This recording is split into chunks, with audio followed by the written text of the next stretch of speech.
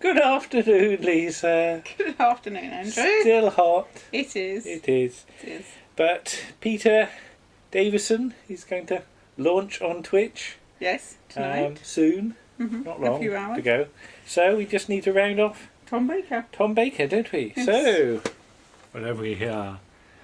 Well, it's the Keeper of Traken. Looks lovely, doesn't it? The Keeper of Traken. It does look lovely. Yes, it's beautifully shot and costumed. And I mean, there's no film work. no, it's all Studio. But the costumes and set design are lovely. Yes. And there's almost an atmosphere of like a BBC sort of Shakespeare play, isn't yes, it? Yes, I can see what you mean. Yes. Yeah, you've got this sort of stylised society going on. Mm-hmm. But what do you think of it as a story, then? I quite like Keeper of Traken. Yeah. It's a bit annoying, all the not trusting the Doctor thing all the time. But a lot. I know it's the story, but the story would be a lot easier if they just trusted the Doctor from the start, really. But well, the Keeper doesn't help disappearing at just the wrong moment, and does shouting it? "Evil, evil!" The Sanctum is invaded. Very good. But yeah, I mean the whole Melker statue is a very interesting idea, and we've met the Melker statue. I mean, he's been various. Yes. Not like we've gone and had Not a drink the with him. statue. What you mean is you've met Geoffrey Beavers? No, we've met. I'm sure the Have we met Melker the statue? statue's been at some What, the actor? exhibitions. Oh, the No, statue? The shell. Probably, The shell. I yeah. think so. Well, we have met Geoffrey Beavers anyway. Well, you have, Yeah, yes. But yeah, I mean, talking about Geoffrey, it's all the voice, isn't it? Yes. And Yes. yeah, and until those last sort of few scenes Yes. where he actually gets to be seen. Mm-hmm. But it's very much like Gabriel Wolfe, isn't it? Yes. It's all in the voice. Yes. Yeah. Yes, he's got a very sinister voice. Yeah. You've got Anthony Ainley making his debut Yes. in Doctor Who. Yes, with lots of hair Yeah. and beard. Because wasn't the rumour that he had to be made to look younger? The way he looks as Tremas was the way he actually looked, and that to make look like the master had to go in and have all the makeup put on. Okay. Well, I think that's the wrong way round. you've met him. Yes, that isn't actually true, but that was the rumour at the time, okay. I believe. All right. Yes, he was.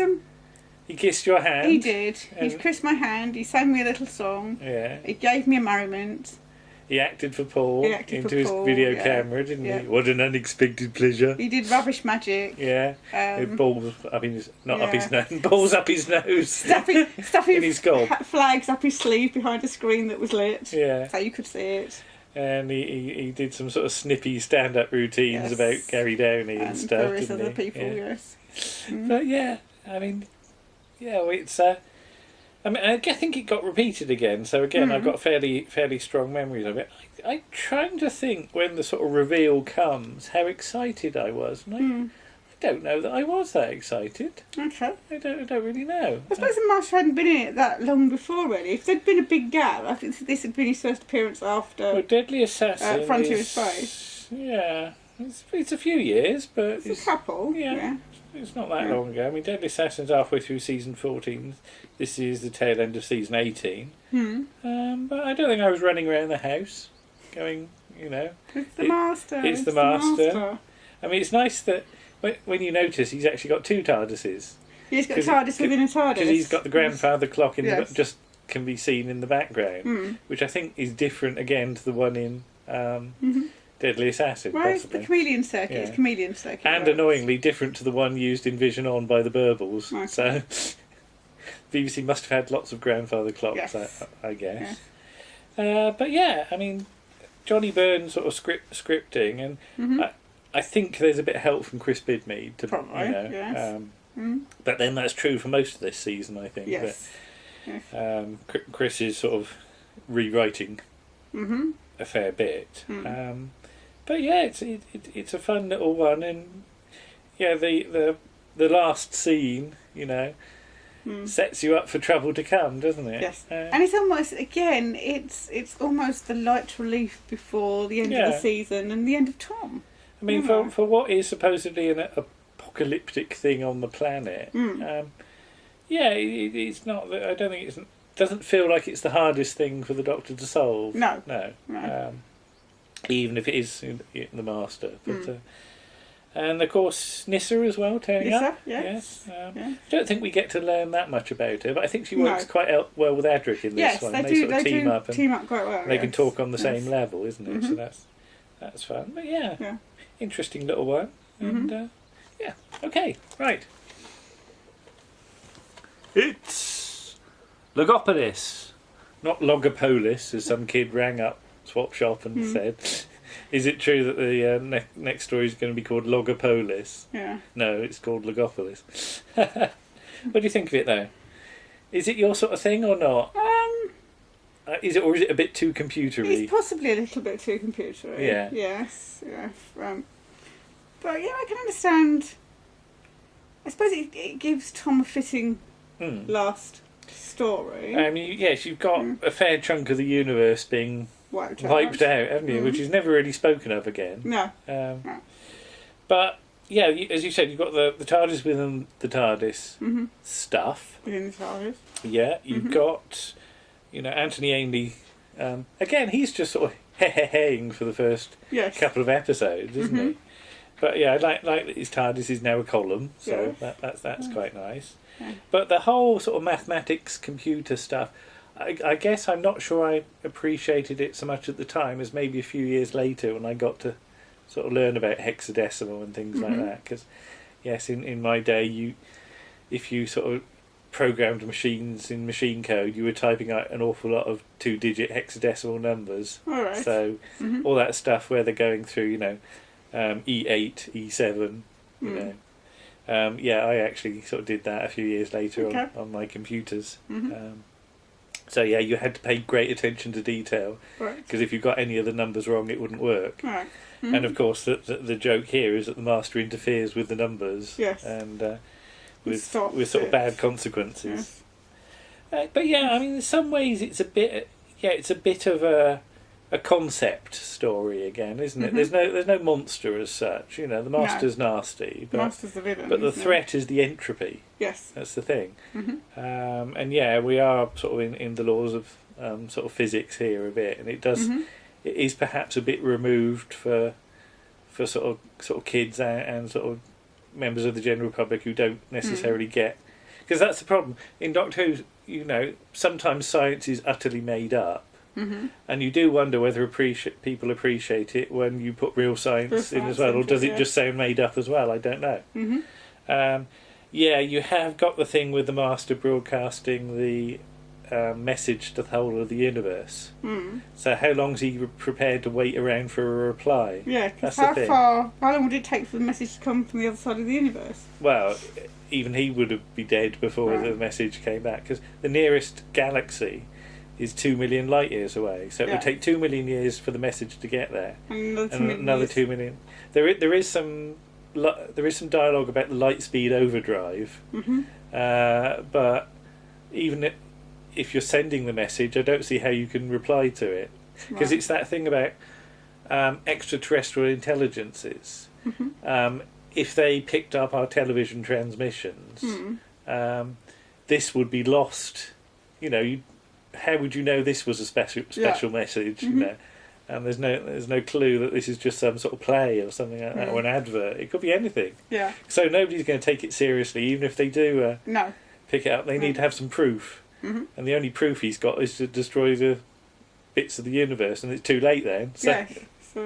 But yeah, I love all the sort of cloister room stuff, and sort of we're now getting the idea that the TARDIS is bigger, I think. Yes.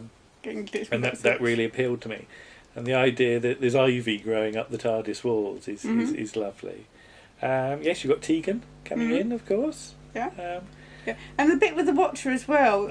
Somebody, because Pip Madeley did a tweet along with the Dr. Tom Baker years yesterday evening, and if we can have a look, because we took part and lots of other people did.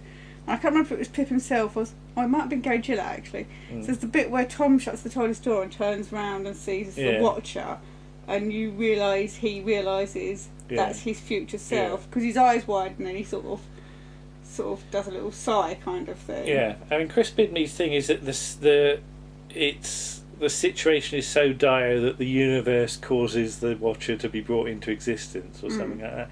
But in some ways, it's it's not dissimilar to Planet of the Spiders. No. That you've got Just Choji and Campo yeah, existing in the same space, and one's a future projection of the other.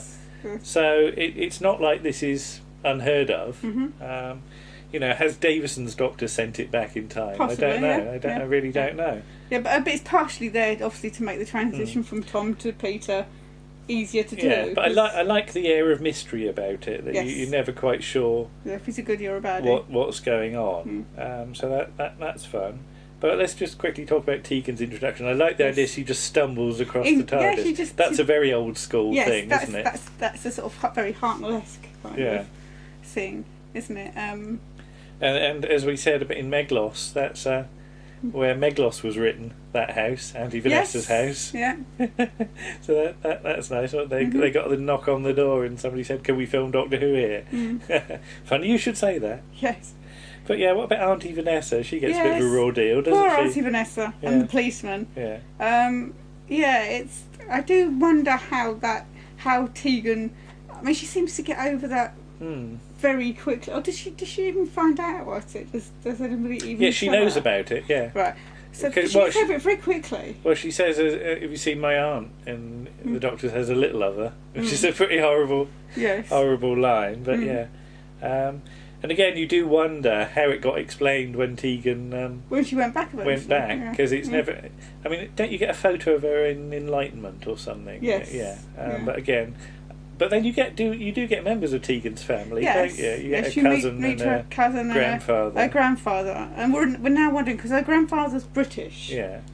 And obviously our Auntie Vanessa's Australian. Yeah, trying to work out what side of the family. Obviously, Tegan's auntie's her father's sister, and her grandfather's her mother's father. I guess. I mean, we'll talk about sort of. You know that later on when we come to it. You know, let's not give away too much of the future. But yeah, it's an interesting one about because the car is just left there with the bodies in it. Inside, yeah. But I quite like the idea that the car's a bit knackered in the same way that the TARDIS is a bit knackered. So because that's the whole theme that it's things falling apart. Yes. So that's a nice sort of bit of writing there, I think. But yeah, I mean those final few minutes, I do remember being excited at all the flashbacks all the clips. And stuff. Yeah. All the monsters and the companions. Yeah. And looking at it now, it's still as powerful as ever. I think. Yeah. Especially when you see sort of somebody like Liz there. Yes. And it's. I mean, it always. I suppose it will be quite quick. It always surprised me how quickly the Doctor falls. They literally do. Well, I'm sure it would take a little bit longer than that. Tegan's possibly. looking down quicker than everybody else. Yeah. I don't know quite. Like she's seen it before it happens or something. Laws of physics and all that. Yeah. But I remember at the time thinking, this was a fitting ending. It felt right. I didn't necessarily understand everything that was going on, but yeah, it was. It felt right at the time, I think. And farewell to Tom. Yes. It would be a long time before he donned the scarf again. Yeah. Well. Yeah. Isn't ever for children in need, you mean? Well, yes, it's a bit of a leap, isn't it? Because he was supposed to do something for 5 Doctors, but doesn't. Well, again, we won't say. Well, they're not showing it anyway. Are they not showing it anyway? All right, whatever. Okay.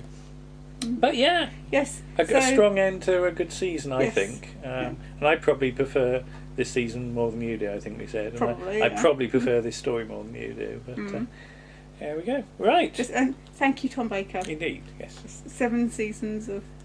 I thought you were going to say 7 seasons sulphur and salt. No.